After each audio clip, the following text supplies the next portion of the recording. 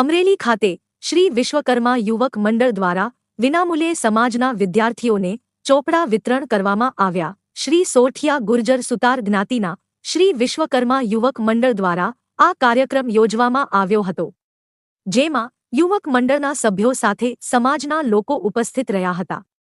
સાથે પ્રમુખ શ્રી જીતુભાઈ સોંડાંગર, ઉપપ્રમુખ શ્રી પ્રવીણભાઈ માંડવિયા તેમજ નરેશભાઈ ઝીંઝુવાડિયા, વિપુલભાઈ જે સોંડાગર, ટીનાભાઈ, વિપુલભાઈ સોંડાગર, જયેશભાઈ સોંડાગર, કિરીટભાઈ સોંડાગર, મનીષભાઈ વઢવાણા, દીપકભાઈ વઢવાણા, અશોકભાઈ પાટણવાડિયા, હિરેનભાઈ સોંડાગર, વિશાલભાઈ ખંભાયતા, કાંતિભાઈ સોંડાગર, કમલેશભાઈ બકરાણીયા ઉપસ્થિત રહ્યા હતા.